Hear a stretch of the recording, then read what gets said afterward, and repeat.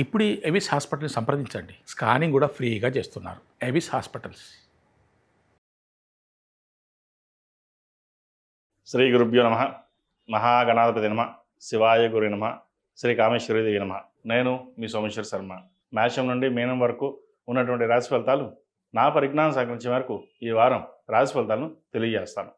ఈ రాశి ఫలితాలు ఈ నెల 20వ తారీఖు నుండి 26వ తారీఖు వరకు వర్తిస్తాయి. ముందుగా గోచారం.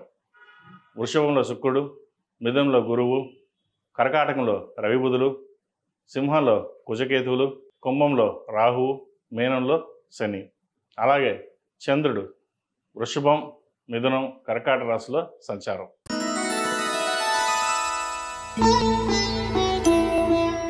మకర రాశి వారికి ఈ వారం నుంచి కాస్త బాగుందని చెప్పచ్చు.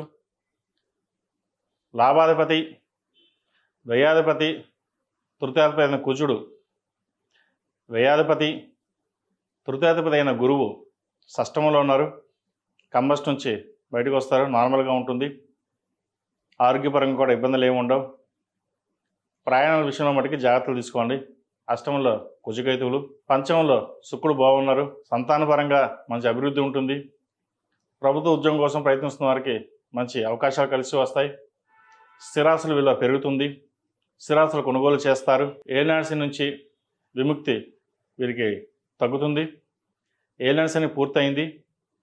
అయినా సరే కంప్లీట్ అయ్యాక కూడా ఒక 4 నెలలు ఇబ్బంది పడుతున్నవారు ఎవరైతే ఉన్నారో ఈ వారం నుంచి కాస్త విముక్తి కలుగుతుంది. వృత్తి ఉద్యోగాల పరంగా చాలా అనుకూలంగా ఉంది. మంచి ఉద్యోగం లభిస్తుంది.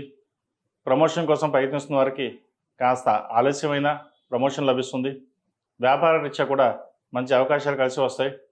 వ్యాపారం కోసం విదేశాలకు వెళ్ళాల్సిన పరిస్థితి కూడా ఉంటుంది.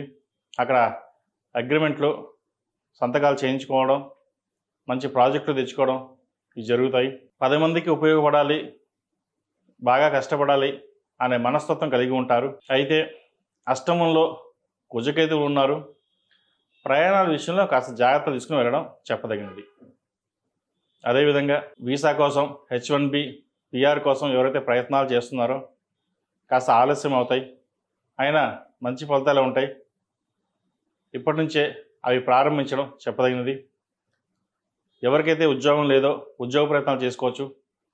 వివాహం కాని వాళ్ళకి వివాహ ప్రయత్నాలు చేసుకోవచ్చు. స్థిరాస్తుల విలువ పెరుగుతుంది. ఒక చోట స్థిరాస్తిని నమ్మి ఇంకో చోట ఇన్వెస్ట్మెంట్ చేస్తారు. భాగస్వామి వ్యాపారాలు కలిసి వస్తాయి. మొత్తం మీద గడిచిన కొంతకాలం కంటే కూడా ఈ వారం నుంచి ఈ రాశి వారికి చాలా బాగుందని చెప్పచ్చు. ఆరోగ్యం కూడా కుదుటపడుతుంది. ఈ రాశిలో జన్మించిన విద్యార్థులకు మంచి కాలమే అని చెప్పచ్చు. అయితే ద్వితీయంలో రాహువు, అష్టమ కేతువు. మాట్లాడేటప్పుడు కాస్త జాగ్రత్త వహించాలి. మాటని పొల్లు పోకుండా చూసుకోవాలి. మాట తీరును బట్టి మన నడవడిక ఉంటుందని గ్రహించాలి. ఎందుకంటే ఒక్కొక్కసారి కోపంలో మాట తూలితే అది మళ్ళీ మనం వెనక్కి తెచ్చుకోలేం. అది బయట వాళ్ళతో కావచ్చు, లేదా ఇంట్లో వాళ్ళతో కావచ్చు. వాటి విషయంలో జాగ్రత్త తీసుకోండి. అదేవిధంగా అధిక ధన వ్యయ సూచన కనిపిస్తోంది. వాటి విషయంలో కూడా జాగ్రత్త వహించండి. ఈ రాశిలో జన్మించిన స్త్రీలకు వృత్తి ఉద్యోగాల పరంగా చాలా అనుకూలంగా ఉంటుంది. వ్యాపార పరంగా బాగుంది. ఆరోగ్య విషయంలోనే కాస్త జాగ్రత్త తీసుకోవాలి. అదేవిధంగా స్థిరాస్తులు పెంచుకోవడానికి మీరు చేసే ప్రయత్నాలు ఏవైతే ఉన్నాయో అవి ఈ వారం లాభిస్తాయి. వివాహం కాని వారికి వివాహ ప్రయత్నాలు, సంతానపరంగా ప్రయత్నం చేస్తున్న వారికి ఒక శుభవార్తను వింటారు. కుటుంబంతో కలిసి దైవ దర్శనాలు ఎక్కువగా చేసుకుంటారు. అదేవిధంగా శ్రావణ మాసం ప్రారంభం కాబోతుంది. ఈ శ్రావణ మాసంలో ప్రతిరోజు ప్రతినిత్యం కుబేర కుంకుమతోటి లక్ష్మీ అష్టోత్తంతో పూజించండి. అమ్మవారి అనుగ్రహం చక్కగా ఉంటుంది. అదేవిధంగా లక్ష్మీ గవ్వలు ఒక 9 లేదా 11 అమ్మవారి దగ్గర పెట్టి ప్రతినిత్యం పూజించడం వల్ల సర్వ సంపదలు, ఆయురారోగ్యాలు కలుగుతాయని ఒక నమ్మకం. అది చెయ్యండి. ప్రతిరోజు ప్రతినిత్యం మగవారు పొద్దునే అమ్మవారిని పూజించండి. సాయంత్రం పూట ఆడవారు పూజించడం చెప్పదగినది. ఇలాగా ఈ నెలలు, ఈ శ్రావణ మాసం నెలలు పూజించి ఆ మహాలక్ష్మి అమ్మవారి కరుణా కటాక్షం అందరికీ లభించాలని కోరుకుంటున్నాం. ప్రతిరోజు ప్రతినిత్యం ఓం నమః శివాయతో దీపారాధన చేయండి. నువ్వుల నూనె పోసి మంగళవారం నాడు శుక్రవారం నాడు సాయంత్రం పూట నిమ్మకాయ డొప్పలతోటి దీపారాధన చేయండి.